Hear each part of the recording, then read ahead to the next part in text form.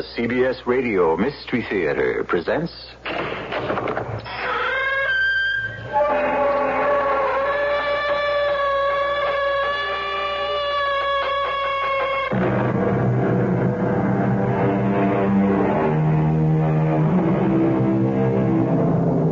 Come in. Welcome. I'm E.G. Marshall. Look not upon the wine when it is red in the cup.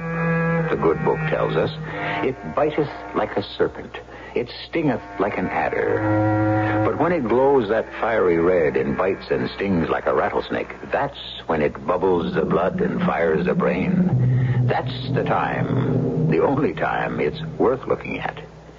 But it's hard, so hard to do the right thing.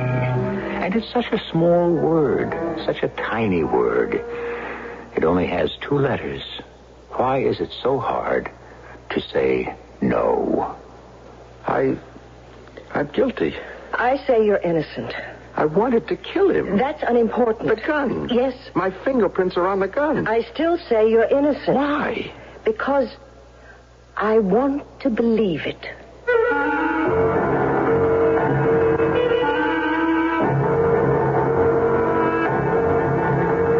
Our mystery drama, Little Green Death, was written especially for the Mystery Theater by Sam Dan and stars Kim Hunter. It is sponsored in part by Buick Motor Division and Contact, the 12-hour cold capsule. I'll be back shortly with Act One. The standard engine is a V8. Standard tires, steel-belted radials. There are front and rear stabilizer bars, special springs and shock valving, fast ratio power steering, and a rally steering wheel. What makes all this interesting is that it belongs to a full-size 6-passenger Buick, the 1977 LeSabre Sport Coupe. You'll have to drive it to believe it.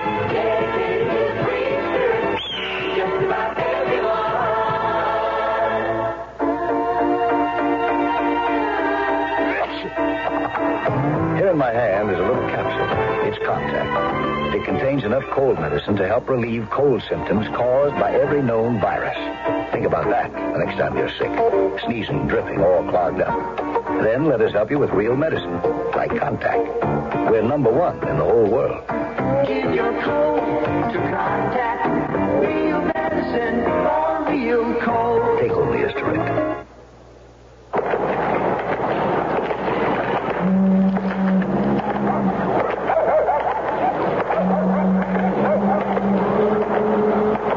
How do you do? And now, a tale of what happened when last I walked these streets. What's the trouble, lady? I don't know. My car seems to stall all the time. Oh, what you need is some headlight fluid. It'll make your car go like a jackrabbit. Do you really think so? Don't let him touch that car, madam.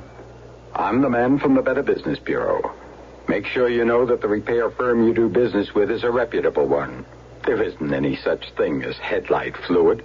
And if you had read your owner's manual, you'd know this. Oh, I can't believe it. And he seems so nice. And that's the way it was.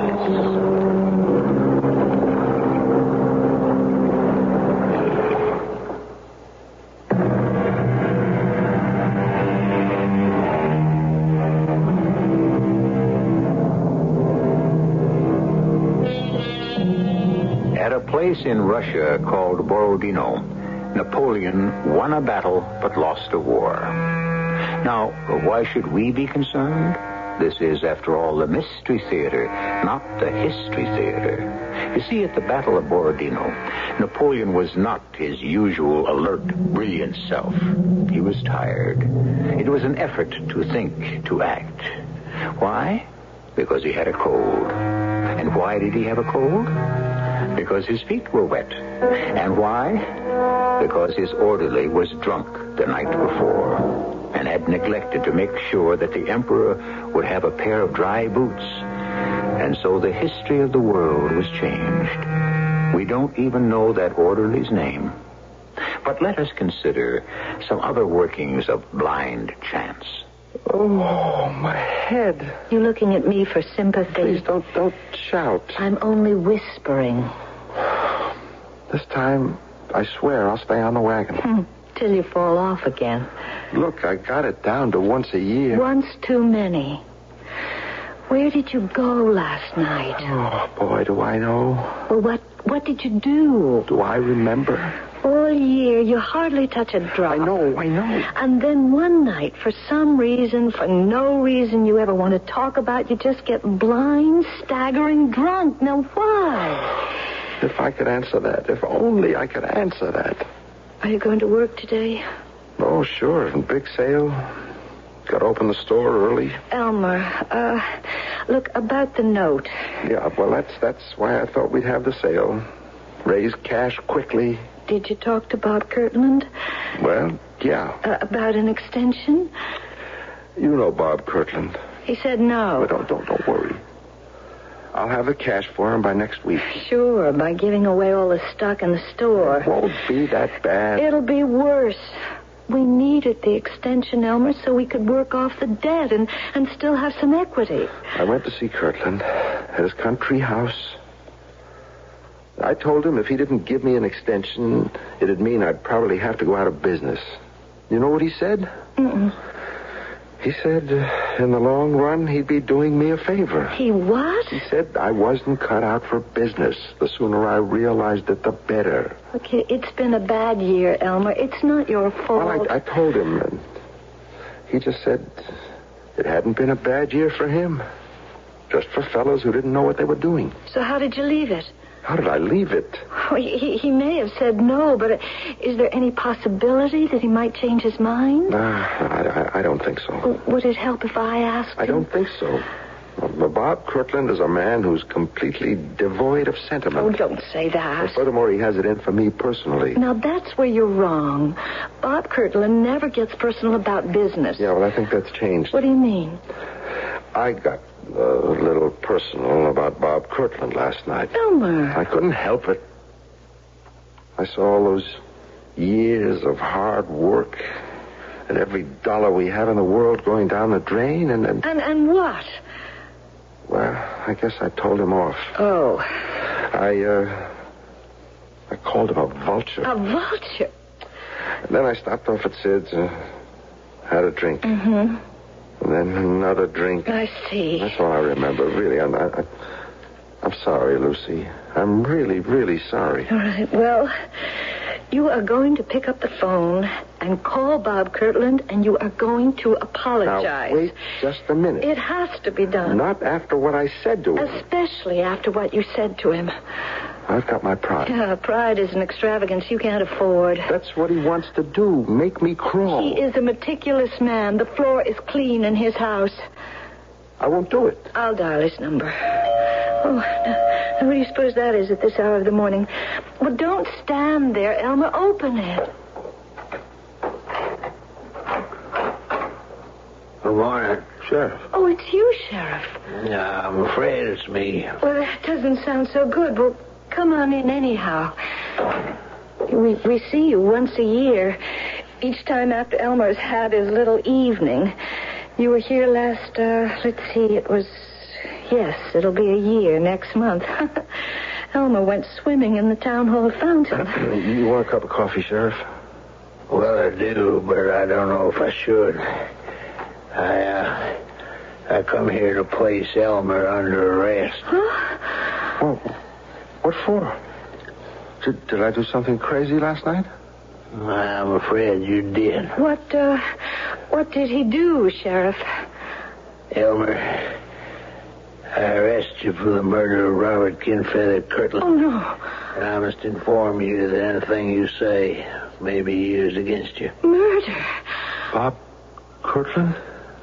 He's dead?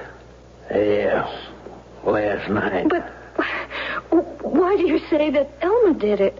Elmer was there. But that's right. I was. Elmer, did you? I don't know. We found the gun. Elmer's never fired a gun in his life. Yeah. Well, Elmer wouldn't know how. He wouldn't even own a gun. He dislikes guns. Everybody knows that. That may be true, but he fired one at Bob Kirtland last night. How can you say that? His fingerprints are on it. Well, how could it... I'm sorry. Elmer. I don't know. Well, all right.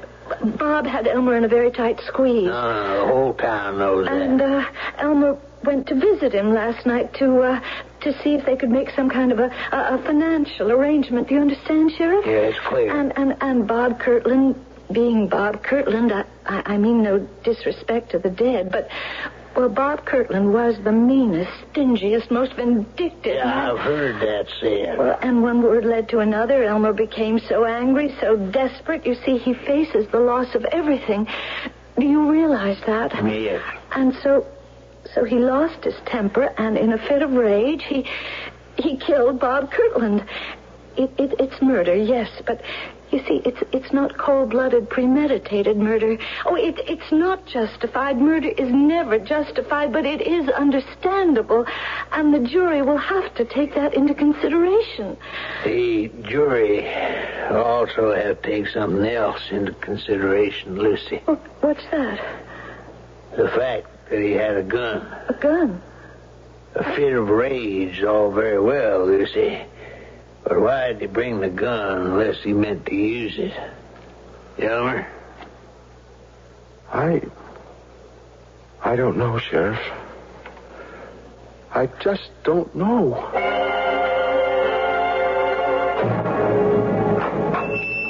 Lucy. Well, I didn't think you'd be in the store today. I can't afford not to be in the store, Phil. I want you to know I'll do everything I can. Thanks, Phil. I don't believe Elmer could have killed Bob Kirtland. Oh, they've got a gun with his fingerprints. I don't care about that. Do you believe Elmer's guilty? It's crazy. Elmer's the sweetest, most gentle human being in the whole wide world, but maybe once a year when he starts drinking... I believe he's innocent. Oh, Phil, you and Elmer, you're two of a kind. No, we're not. We're friends. We're buddies since kindergarten. But I'm not like Elmer at all. And you know that. I'm practical. But he's a dreamer. I'm down to earth. I've made money, a lot of money. And it's yours. Yours and Elmer's. Oh, no. What do you mean, oh, no? I'm Elmer's friend. I'm your friend. You should have borrowed the money from me in the first place instead of going to Bob Kirtland. Well, you don't borrow money from friends. Now, look, Elmer needs a lawyer. Well, I thought I'd ask Lou Ballantyne. To do what? Lucy, this is a murder case. I know, but Lou is very good. Sure, at drawing up contracts, writing wills, but he's never, ever defended against a murder charge. Yes, but still, It's like it is with doctors. You don't go to a psychiatrist to take your appendix out. Now, you need a lawyer who specializes in murder, and you're not going to find one in this town. I just don't know what to say then. I do. I've engaged a lawyer for you. You have? You need one of the best lawyers in the world, because that jury is going to be afraid to acquit Elmer, or even to let him off easy. How can you say that? Elmer grew up in this town. Everybody knows him. They'll be fair. Melissa Kirtland is on her way home from Europe. Her father's dead. Now she owns the town. Well... Lucy, look, I forgave you for marrying Elmer. But she never forgave Elmer for marrying you. Now, that's why you need a lawyer who can keep the judge and the state's attorney and even the jury on their toes. Oh, Melissa wouldn't... Wouldn't what? Oh, Lucy, you're a very sweet and decent person, but you shouldn't judge everyone by yourself. On that jury, you'll have shopkeepers, you'll have farmers. They won't be out to alienate Melissa Kirtland, the richest woman in the county. But Elmer wasn't himself. Everybody knows he wasn't himself. It'll be tried before Judge Gary. Judge Gary is fair and honest. And Jerry Holt, the DA, would like to run for governor. The Kirtland family has been the biggest contributor to the party. Phil, I don't know what to do. You don't have to do anything. We'll make sure Elmer gets every possible break. I've already engaged a lawyer from New York. I don't think any lawyer could help. This one can. She's never lost a case. She? Oh, come on now. Are you prejudiced because she's a woman?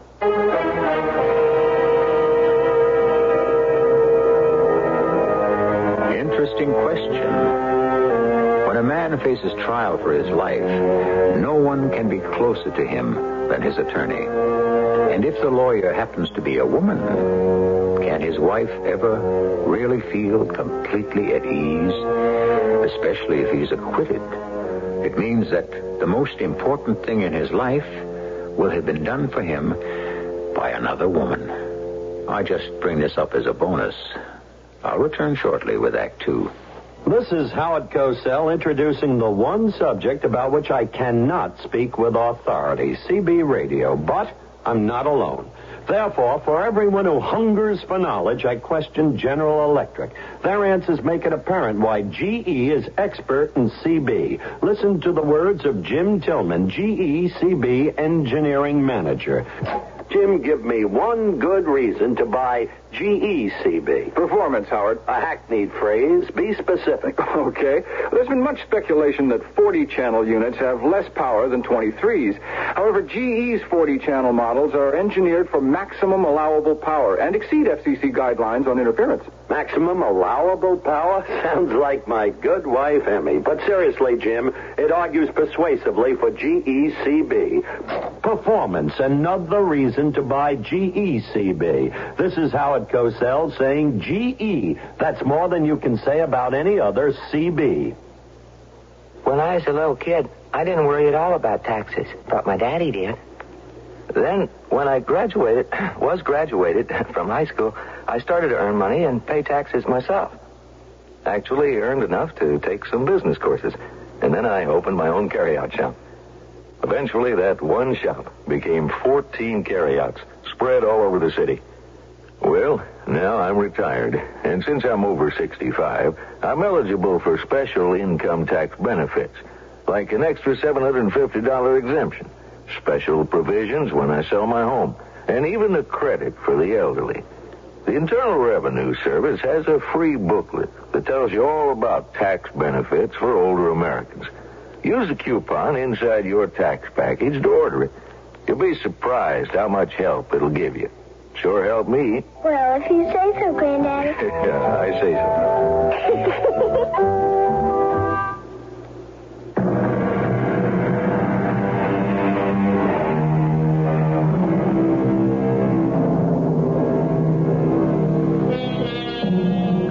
The hand, they say, is quicker than the eye. But what, then, is quicker than either? Why, the mind, of course. Mind, eye, and hand, they were designed to work in unison and harmony as a team. But what happens when they seem to be working at cross purposes? Well, obviously, we're in for a great many differences of opinion.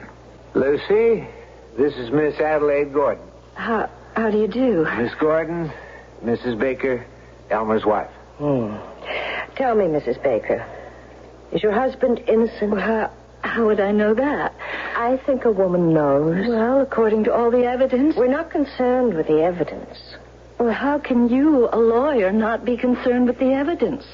You think a jury makes up its mind on the basis of evidence? I would assume so. No, a jury is made up of human beings. Human beings do not make personal decisions on the basis of facts. I'm not a big city lawyer, but I would venture to disagree. Would you? Well, I think people are more intelligent than they're given credit for. Permit me, Mrs. Baker. About 12 years ago, you were the most popular girl in this town. You could have had your pick of practically all the attractive and eligible young men. Well, I wasn't that popular. You chose Elmer Baker, who had no money and very poor prospects. I was in love with Elmer. My point exactly. The most important decision you ever made in your life had nothing to do with facts, evidence, or logic. Well, you're not alone. People don't change the habits of a lifetime just because they happen to be sitting on a jury. They'll believe what they want to believe. But in a court of law, the evidence... A person sitting on that jury doesn't know what to believe. Maybe he wants to believe Elmer is innocent. But he looks at you. You're his wife. He has to see that belief on your face. Suppose he doesn't. Look, there's proof Elmer's guilty. He was there. His fingerprints are on the gun. The best thing for him to do is to admit it and just throw himself on the mercy of the court. He'll be put away for life. Is that what you want? No. You have no right to say that to me. I'm just telling you how I feel. Your feelings are of no importance. Elmer is my client. He becomes the most important person in the world to me. I don't think that Phil did a wise thing in engaging you. You don't? This is a small town. You have a brilliant reputation. People will resent your presence here. They'll feel you're the big city expert here to show up the local talent. Let's straighten it out, Mrs. Baker. You wouldn't feel this way if I were a man. You're jealous of me. That is the most ridiculous thing. He's in desperate trouble. You want to be the one to save him. I have no interest in your husband as a man.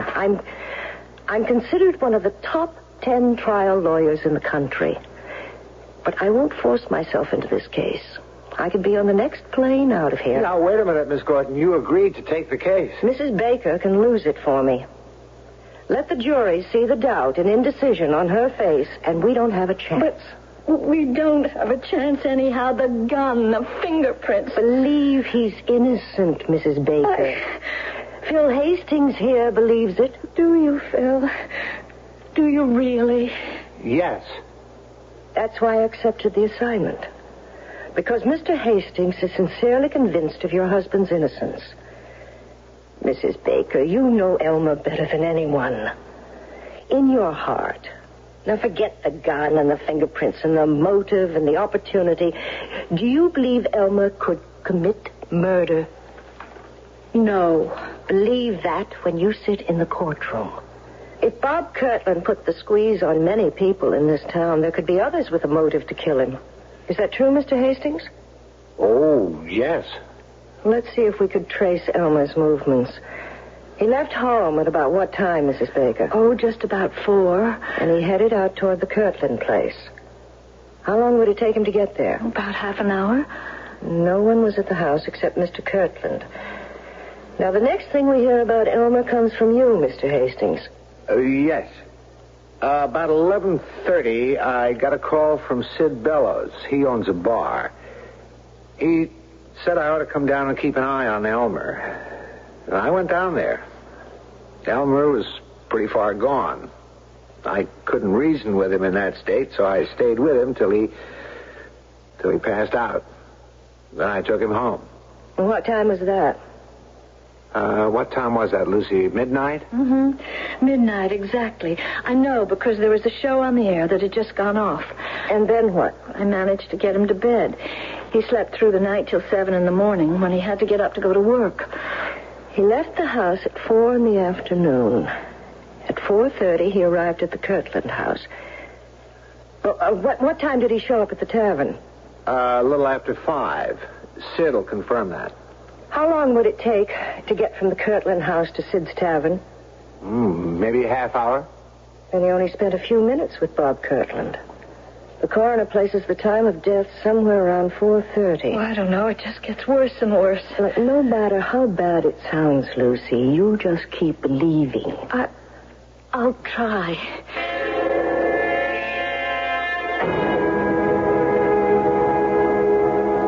Sheriff, who discovered Bob Kirtland's body? Bill Howley. She comes in mornings, does cleaning.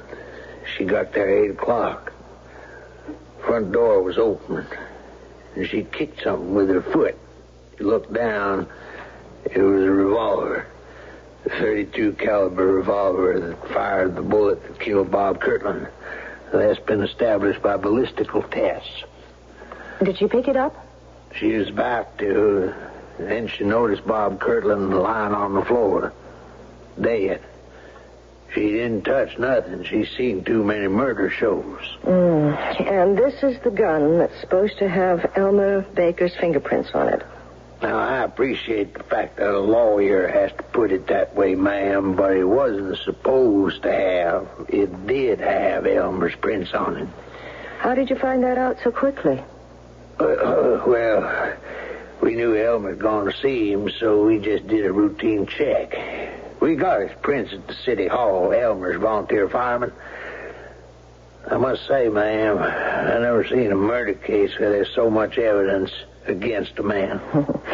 How many murder cases have you seen, Sheriff? Ma'am, I must admit, there you got me. I would like to see Elmer now, please. I've heard of you. You mean you're going to defend me? Yes. But you must cost a fortune. I don't come cheaply. Well, I could never afford to pay you. My fee is being taken care of. By whom? You have a good friend. Phil. I won't let him. He's already done it. Let's talk about important things. You, for instance. I understand you go out and get roaring drunk once a year. Why? I don't know. Yes, you do. I guess because I'm a failure. In other words, you feel sorry for yourself. That's right. I wanted to be a writer. What stopped you? I'm just not good enough. And you can't accept it. I opened a bookshop. I like to be surrounded by great writing. Well, that should make you happy. I'm a bad businessman. The only books I sell are those I like to read myself. Consequently... Your selection is limited. Yes. Well, things turned bad financially. I had to borrow money from Bob Kirtland. I couldn't pay it back on time. So you went to see him to ask for an extension. Yes, that's right. How did it turn out? Bad. I knew it would be bad before I even got there. How? You believe in signs, omens? It depends. I have this new car. You were tight for money and you bought a new car? Well, what could we do? The old one collapsed. You can't live without a car in this town? All right, go ahead. Kirtland's place is across the Mule River. Yes. You've got to go over the new bridge to get there. The big steel suspension bridge. I don't even know why I bother telling you this. I mean, it's stupid. You never know. Well, they were painting it. They had a crew spraying this green paint on the bridge. Those fellas are supposed to be careful, but I got some paint on the grill of the car. Paint? Well, it wasn't much. It was just a couple of drops. But it was just my luck. I knew then things would go badly. And they did. I asked Bob for some more time. He said no. Well, we had some words. And I left. Just to go out and tie one on. Did you kill him? I don't know. You were sober at the time, weren't you? No, I don't know about that either. You see, even to go and talk to Bob Kirtland took more nerve than I've got when I'm sober. So I bought a bottle, and I kept fortifying myself on the way there. As I remember, that was the text of Bob's sermon to me. Did you kill him? I must have. That's not an answer we can work with. Did you kill him? I don't know. Look, I can't stand the thought of killing. That's how I've been all my life. I'm absolutely unable to take another human life. And yet... Yes? Well, there's the gun. How can we explain my fingerprints on that gun? At this point, we can't. Let's forget it for now. You say you were unable to take a human life. Yes, I'd sooner die. But... Yes? The gun. What about the gun? Well, that's it. I can't explain that gun. What was I doing with a gun? Now, wait. Did you have a gun when you went to see Kirtland? I don't see how. But I remember a gun. You remember a gun? Yes. You remember seeing a gun, carrying a gun, firing a gun? I just remember holding a gun. There was a gun in my hand. When? That day, that night.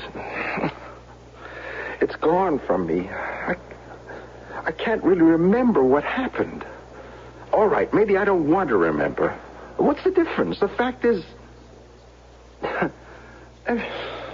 everything's gone from my memory except that gun. I remember holding a gun.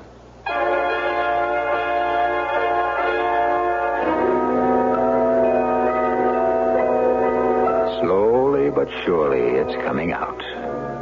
He remembers holding a gun. How would you like to be his lawyer? Miss Adelaide Gordon is supposed to be among the 10 best in the country. She's never lost a murder case. How would you bet now? Well, don't risk your money. You'll get the answer in Act 3. We know a mover who knows about moving. We're going to a new hometown. He cares about the treasures he's packing. With Allied Van Lines, we're safe and sound. Allied Van Lines, our people care. More families choose us to get them there. Moving with Allied Van Lines, the most trusted in the world. I'm Jack Shang, president of Allied Van Lines. I want you to know that all of the people at Allied have made a personal commitment to make your move go smoothly. Our moving counselors, packers, van foremen, and agents are proud that more families choose Allied than any other mover. They're dedicated and committed to doing the best possible job for you. Allied Van Lines, our people care. More families choose us to get them there. Moving with Allied Van Lines, the most trusted in the world. See the yellow pages for the Allied Van Lines agent near you. Yeah, it's a good feeling, a good feeling. Oh. Yes, it's a good feeling, a good feeling. Have mercy.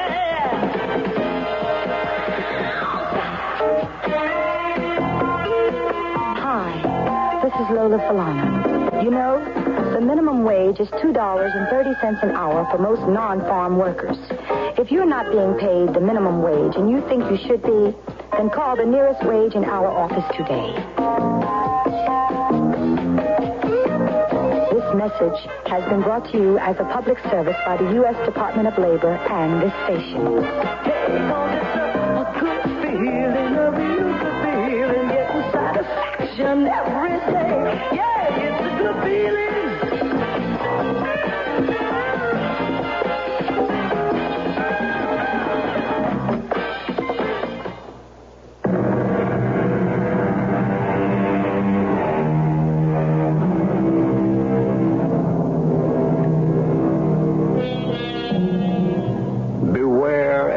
As you live, of judging people by appearances, said a French philosopher.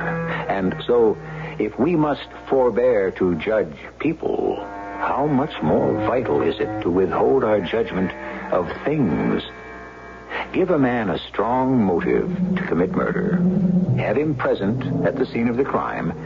Find his fingerprints on the murder weapon. And now ask yourself this question. Would you rather be the attorney for the defense or the prosecution? You remember a gun? Yes, I remember a gun. A revolver. What do you remember about it? Nothing. I just remember a revolver. I was holding a revolver in my hand. Why? I don't know. Had you fired it? I don't know. Where did you get it? I don't like to keep saying I don't know, but... You have to help me. I have to start with something. But everyone says... Forget what everyone says. Ask yourself, is it possible for you to kill? But how did my fingerprints get on that gun? Let me worry about that. Let you worry? If you killed him, then that would account for the fingerprints. You were desperate. You acted in a frenzy. Why did you bring the gun? All right, you brought it to scare him. You never meant to use it. You lost your head, you pulled the trigger. You were so scared, so disoriented, you even dropped the gun where it could be found. Well, then maybe that's what I did. I must know for sure. If you're convinced you didn't do it, then I'll believe you didn't do it. Did you or did you not kill Bob Kirtland? No. All right. I'm not a killer. I don't care how it looks. I didn't do it. And that's the defense.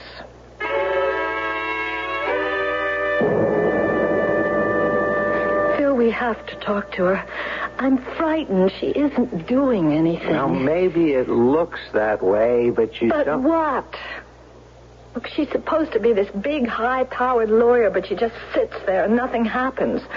The district attorney makes all the points. If I were on that jury... Lucy, it's possible there are legal issues that she's trying to get certain irregularities reversed by a higher court. What irregularities? Well, I don't know. I'm not a lawyer. Is she a lawyer? At least Lou Ballantyne is well-liked in this town. What can we do? Talk to her. Maybe she can change Elmer's plea. I mean, this way he's sure to be convicted.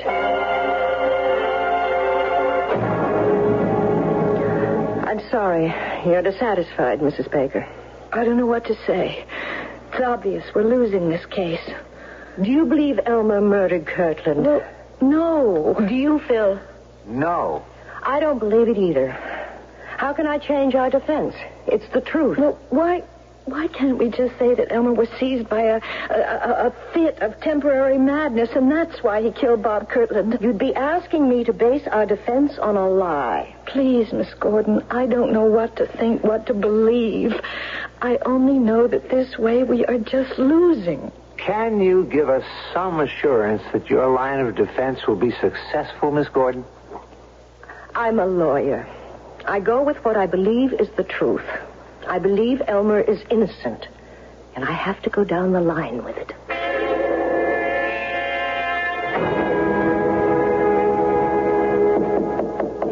Come in.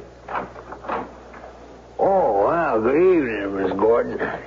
Mind if I ask you a few questions, Sheriff? No, have a seat. Thank you. Case isn't going too well, is it? Between you and me, it could be better. Off the record. Why'd you take it? I was impressed by Phil Hastings.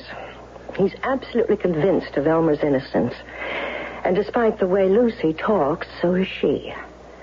And when you look into Elmer's eyes, you know he's not a killer. None of that seems to be going over with the jury. Well, this jury's different. That's the truth. They can't afford to acquit against the evidence. I know about Melissa Kirtland and her influence. And she hates Elmer. That's understandable. She thinks he killed her father. No. She hated her father. Just 12 years ago, she was crazy about Elmer. That's funny. Richest girl in town falling for the poorest boy. She made no secret of it. She was out to get him. But he turned her down. And she never did forgive him. He could have married Melissa Kirtland. Instead, he married Lucy. Lucy was going steady. Well, we thought it was steady with Phil Hastings. Phil took it hard. He got into a pretty bad fist fight. I don't know. I had to break it up.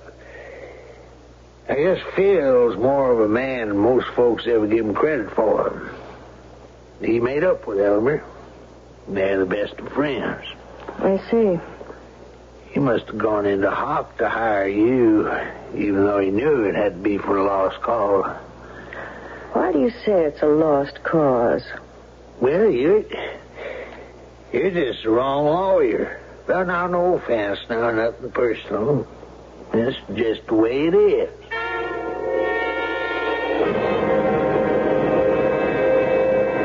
Please, sit down, Miss Gordon. Thank you, Mr. Ballantyne. I must say, this is an honor.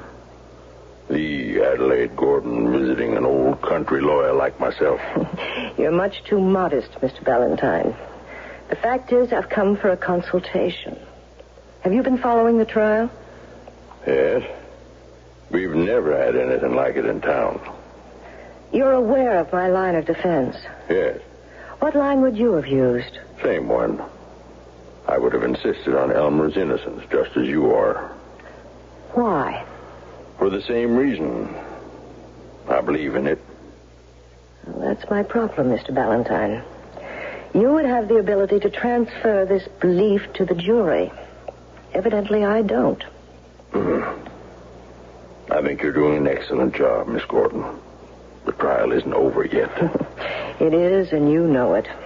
Well, if we could assume that Elmer did not murder Bob Kirtland, we must ask ourselves the logical question.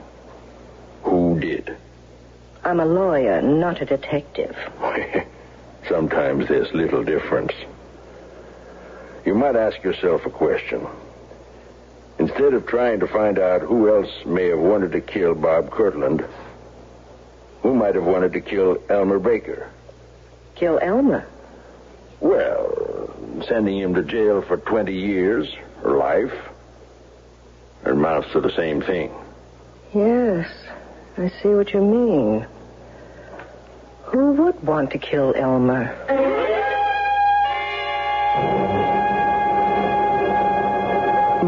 Nobody. I mean, I don't have any enemies. Think. Who? You never got into a fight with anyone? No, never. Well, that doesn't square with what the sheriff told me.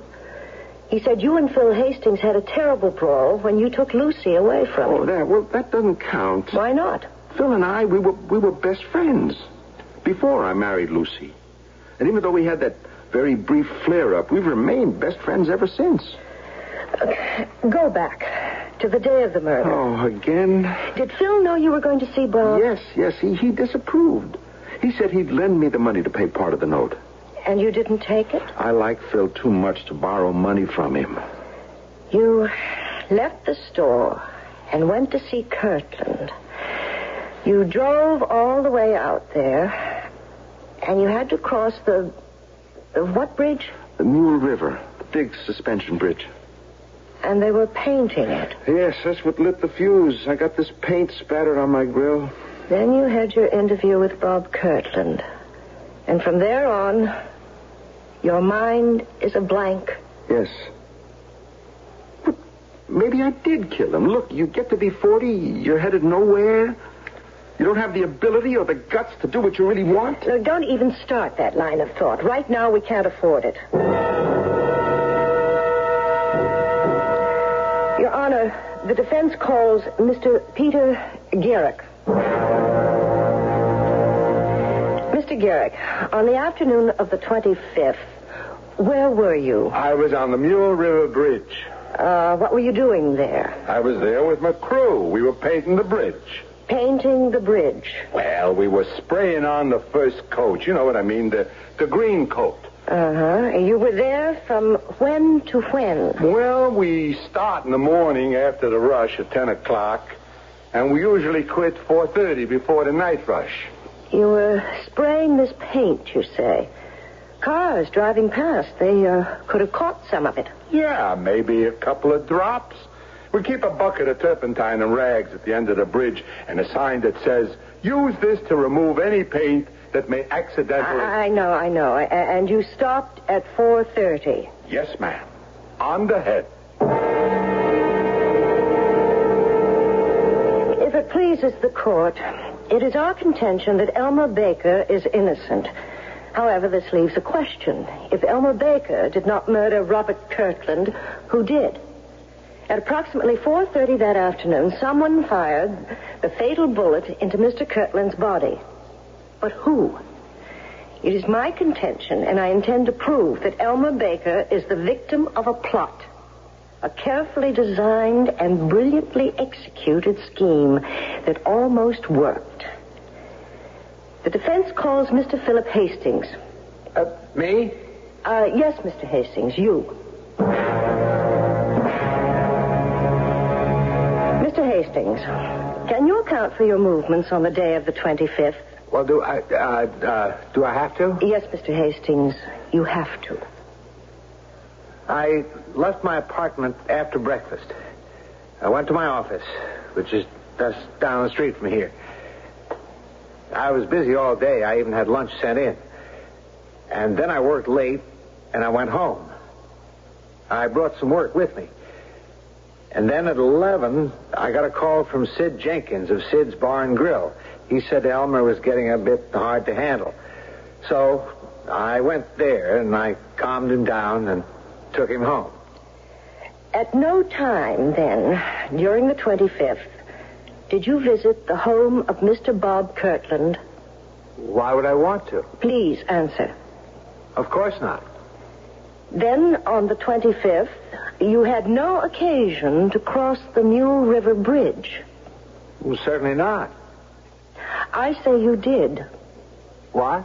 I say you killed Bob Kirtland. What? Chancellor, are you charging Mr. Hastings with murder?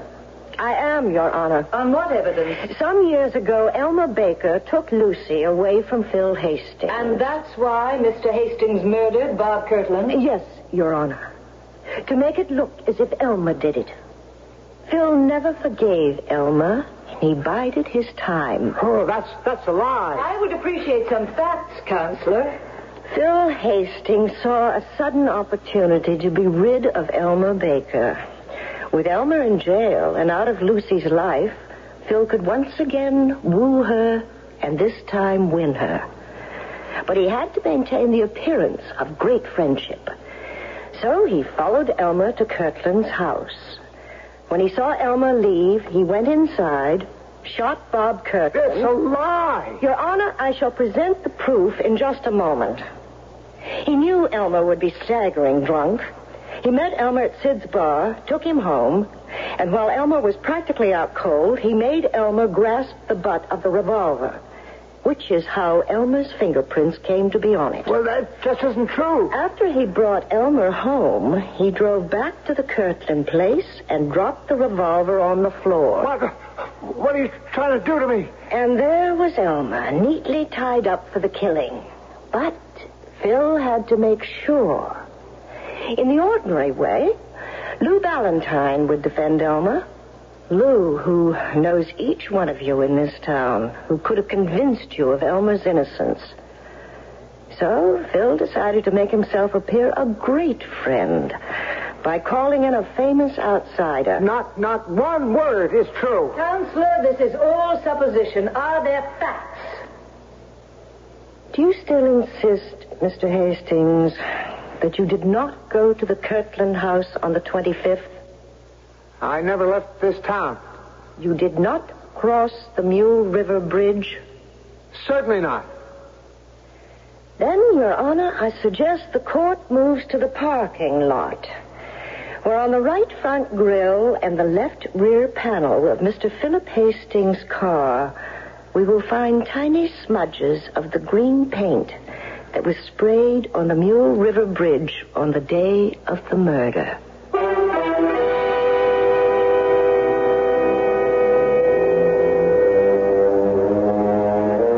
And they did.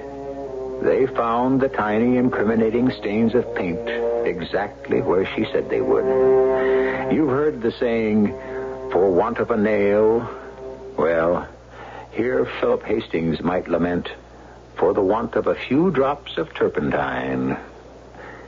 I shall return shortly. The 1977 Buick Regal. It comes with Buick's terrific V6 engine. It carries 6 people and lots of Buick comfort. It's lean. It's maneuverable in city traffic. It's the most luxurious mid-sized car Buick builds. Yeah, this new Regal is pretty much everything a car should be. Except for one thing. It isn't yours yet. But it can be. Just see your Buick dealer for a test drive. Soon.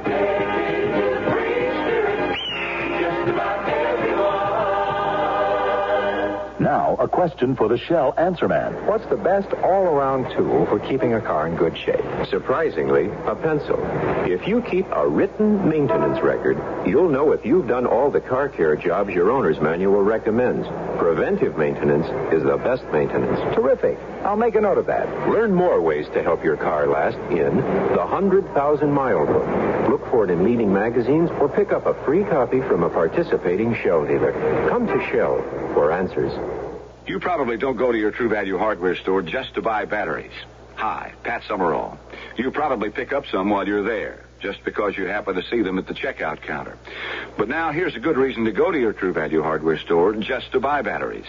Now you can get a 4-pack of Rayovac C or D size batteries for just 77 cents with a coupon from their Super 7 Value Circular. That's 4 C or D batteries for just 77 cents. You might not need batteries right now, but remember those times when you needed your flashlight and the batteries were dead? Or the time you were going to the beach with your portable radio and guess what? No batteries. Those are not the times to go to the store for batteries. Now's the time, while they're on sale. Get a 4-pack of Rayovac C or D size batteries for just 77 cents. That's with a coupon from the Super 7 Value Circular from participating True Value hardware stores. And remember, True Value, that is much more than just a name. It's their way of doing business. And by the way, tell them Pat Summerall sent you.